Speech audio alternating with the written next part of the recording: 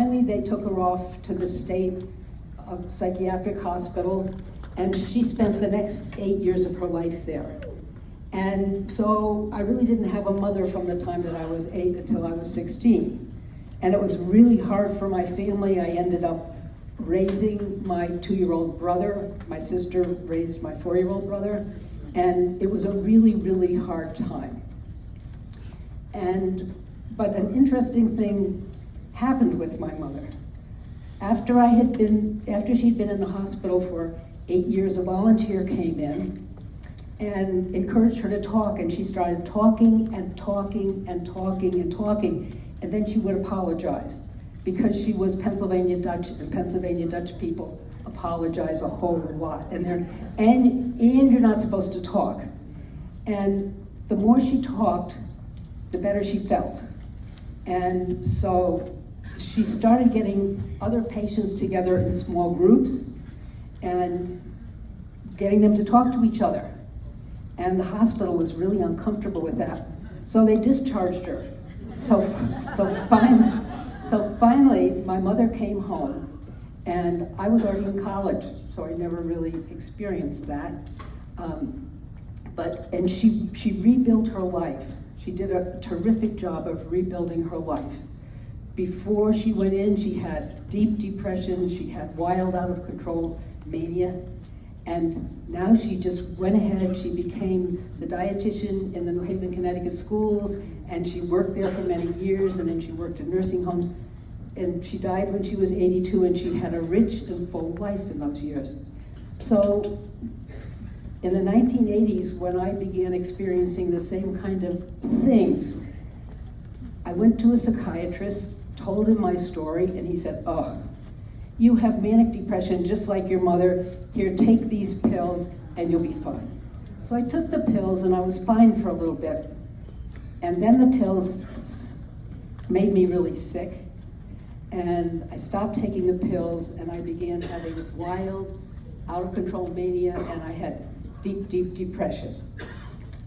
And I had some hospitalizations, and they said, "You're just like your mother. There's nothing else you can do." And I kept thinking, my mother got better. My mother did well. There's a secret here, and I need to figure it out. So, first person I talked to was my mother. She told me about the talking, but it wasn't quite enough. Wasn't that good a talker at that time. So I was working with a vocational rehabilitation counselor. By that time, they were saying, "Look, you're going to spend the rest of your life kind of on Social Security disability. Your kids are going to have to take care of you when you get older. That's the way your life is going to be." I said, that's not what I want. So I was working with a vocational rehabilitation counselor, and I said, "I want to do some research. I want to find out how people like me cope, how they get better, and how they move on with their lives." And she said, "What a great idea." And with the Social Security PAS plan, she helped me develop a research project. And this is a very primitive research project, and actually some of the big researchers kind of laughed me out of the room. Those researchers aren't in the field anymore, but that's okay. And anyway, first, this is the first survey I sent out to 100 people. Very, very basic questions. And when the researchers saw it, they said, "That's not good research. You have to ask the question, then you have to say 5, 4, 3, 2, 1, which fits." I said, "I don't."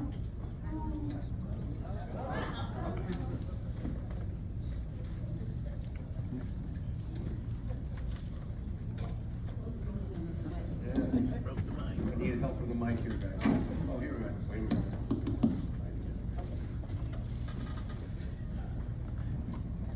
So I said to them, "I don't even know the questions." So these are the questions that I got 100 volunteers. I have to send out postcards to people, to mental health newsletters everywhere. And I got 100 participants, and I sent out these surveys. And if you look at them later, they're very, very primitive. And I got all kinds of information. People wrote up and down the sides. They said, "Nobody ever asked us this stuff before." And it was so powerful that I did, there's that one, and then I did another one, and then I did another one. Because I kept wanting to explore more and more deeply with these amazing people. And I apologize for the language, but I developed it, well, first. These are the findings of that. The original document. Wow. Take a picture.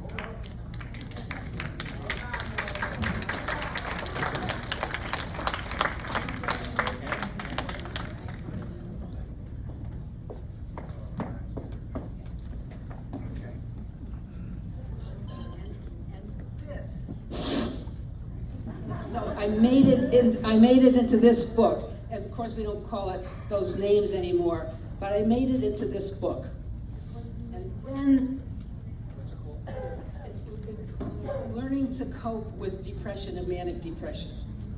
And a friend of mine kind of designed the title, the page, and it went like, I started going around to conferences, and it went like hotcakes. So I said, well, maybe if it's that popular, I could get it published. So I went to the bookstore and I looked at books similar that covered, they weren't really similar, but they were pop psychology books. And I found a few what I thought were prospects, and I sent that book off and to about 10 publishers. And people said to me, that was a dumb thing to do. You spent a lot of money making all those copies and on the mail, you don't have much money, you're on Social Security disability. And I got a call from a publisher, and they said, we want to publish your book. And it was an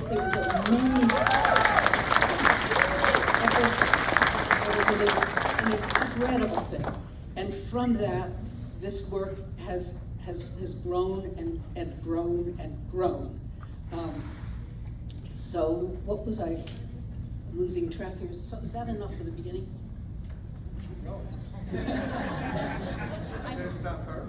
You know what, I would make the whole thing into one section, because it really just says, what was your life like and how did you get this started? I think you want Okay. to give me another couple minutes on that. Well, but my story's Oh.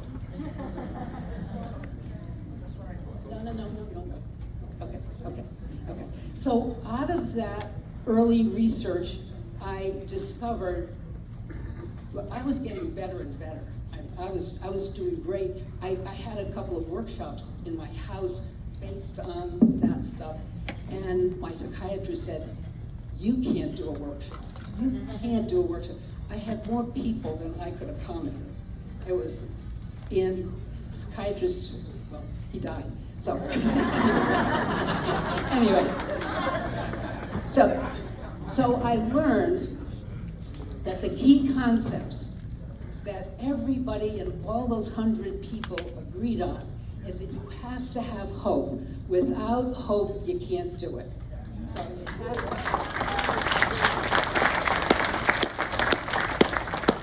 you have to take personal responsibility. That's number 2. You have to take personal, it's up to you.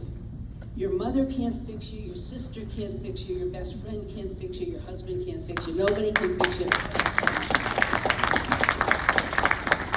And then you have to get over thinking that you're stupid, and you have to understand that you're smart and you can learn.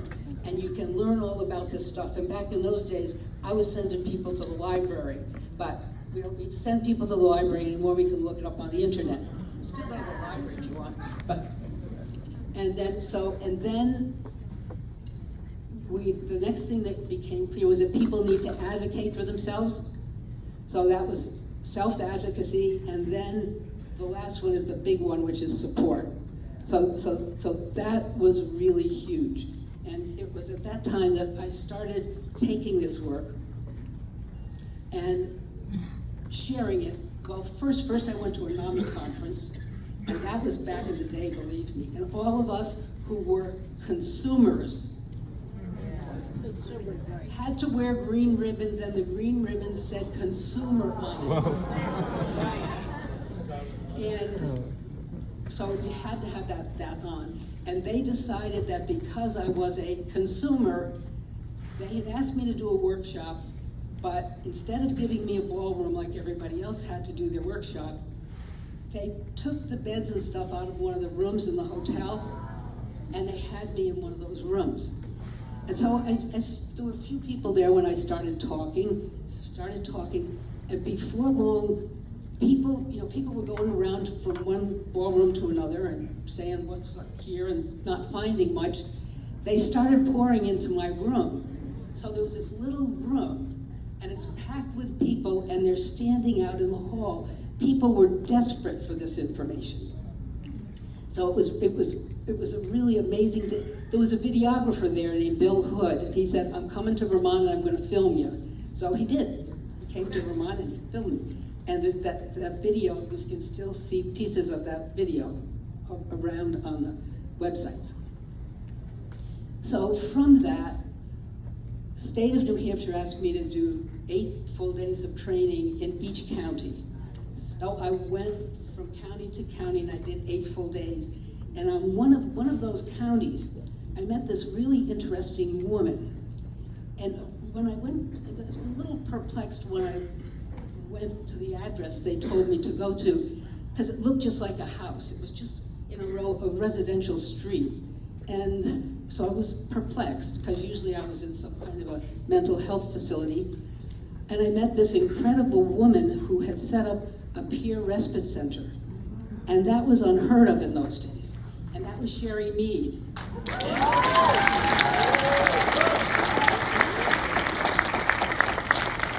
What was happening there was amazing. People who were really experiencing the worst of it were going and staying at the respite house, being supported by other people who have similar issues, and they were moving along and moving out, and they weren't going to big institutions and being marginalized. It was a huge change. So, and it was one of those that Vermont stepped into the picture and said, you know, if they're doing it in New Hampshire, we got to do it in Vermont. So that's the way it goes. It goes either New Hampshire, Vermont, or Vermont, New Hampshire. So, and it was at one of those in Vermont, one of those trainings in Vermont. We've been going for 8 days, 8 full days. People were working hard. There were people who were really in the midst of it. And at the end, a woman stood up and said, you know, this is all well and good, but I've been in mental hospitals across the country, and I wouldn't have any idea how to organize this into my life. So people agreed that we were going to stay together for 3 more days, full days, and that we were going to figure it out. And we did. And they came up with RAP. And that was the beginning of RAP.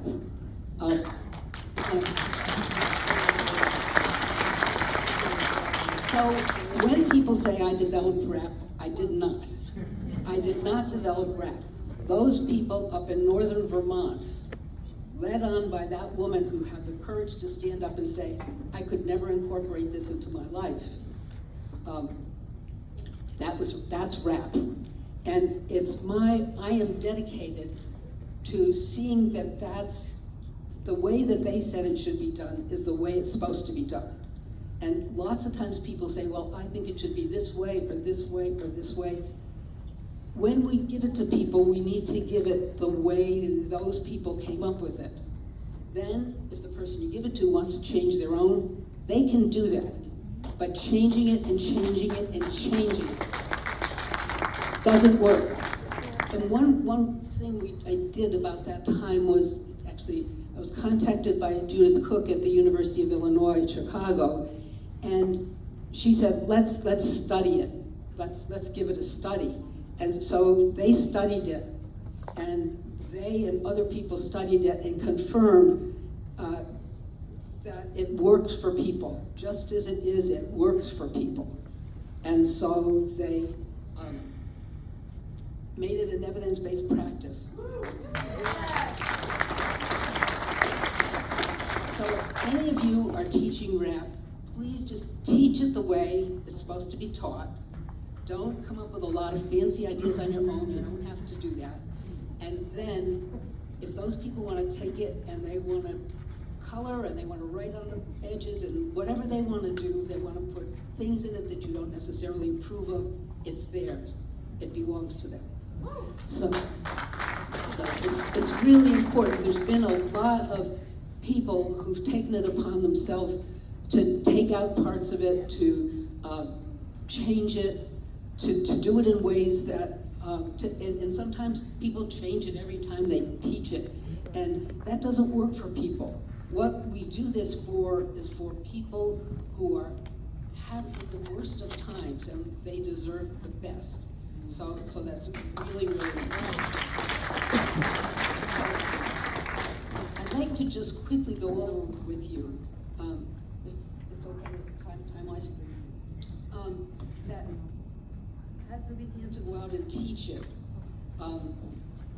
people said, at these workshops where we're doing this, we need a set of values and ethics. We really need to have certain values around this. So they came up with some, and then I sent it out. I had a big list by that time, and by that time we had email. When we started, I didn't have email. And I'd send it out to that list and say, is this right, and is this all we should have? And I'd get back all kinds of information, and I kept sending it out over and over again until I came up with this list. And this is just an overview. The RAP supports hope, so that anytime you go to a RAP workshop, it's hopeful. Everybody, it's hopeful. It promotes self-determination, personal responsibility, empowerment, and advocacy. All of that is part of the workshop. People in RAP groups are always treated as equals, as absolutely as equals, whether somebody has a psychiatric degree or whether somebody lives down by the tracks. Everybody is treated the same with no difference. Mutual respect, unconditional high regard as unique, special individuals, including complete acceptance of diversity with relation to culture, ethnicity, language, religion, race, gender, age, disability, sexual identity, and readiness. No one, no matter how educated they are or the position they hold, has the right to predict the course of our future and our life.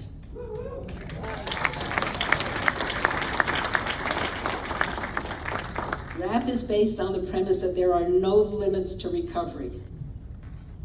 RAP is totally voluntary. The person who's developing the RAP decides if they want to do it, what they want to put in it, how long they'll take, what it will include, who assists them and supports them in the process. And that's really hard sometimes in mental health facilities. It's hard for them to understand. You can't just tell somebody, you have to have a RAP to get out of here. It doesn't work. The use of clinical, medical, and diagnostic language is discouraged or avoided. Whenever possible, people work together and learn with peers to increase mutual understanding, knowledge, and promote wellness. The emphasis is on strategies that are simple and safe and away from strategies that are invasive or that may have serious or devastating side effects. And it is understood that difficult feelings and behaviors are normal responses to traumatic life circumstances, and that what is happening in your life is not a symptom or a diagnosis. So that's the values and ethics. I am really thrilled these days that RAP was being used all over the world. This morning I got an email from a friend who's been teaching RAP in Japan. She sent me a picture of what they're doing over there. They drew a picture of me actually and sent it to me by email. And so that was a nice thing. So it's being used now. Veterans, and the big place that it's really being used is in the prison system, and it's huge in the prison system. And I hope some of you got to hear yesterday about how it's being used in the prison system. And if you haven't, catch up with Lee and Dennis Horton, who are here and Lynn Miller. So one other thing I'd like to say, and this doesn't have to do with any of this. It's something I did a long time ago. I had a little school for a while before all of this happened, And I had they sent to me at my little country school the teenagers from town that just couldn't settle down in the classroom. They were the bad actors, they called them. And I had a great time with these kids. And one morning I asked them, "What'd you do last night?" And they said, "Well, we took our BB guns and we shot out the transformers and the telephone poles." And I thought about that, and I said, and I talked to these kids, and they had no idea of any passion in their life. They didn't know about, you could do some art stuff. You could work on fixing cars. You could have a garden. You could go to the theater group in town. They had no idea of all of the rich, wonderful things that people do in their lives. So I developed a program that was 27 different interest areas. And we got a grant for it, and they got lots of materials, and each kid promised, they said, "We'll take it 3 times. If we don't like it, we never have to do it again. But if we like it, we as a school were committed to really helping them move that into their lives." It was an extraordinarily successful program, and as I see people now who have these mental health issues and look at their lives, they don't have, a lot of people don't have substance. And I'm thinking about how we can set up mental health programs so people know about these various things. How do people learn about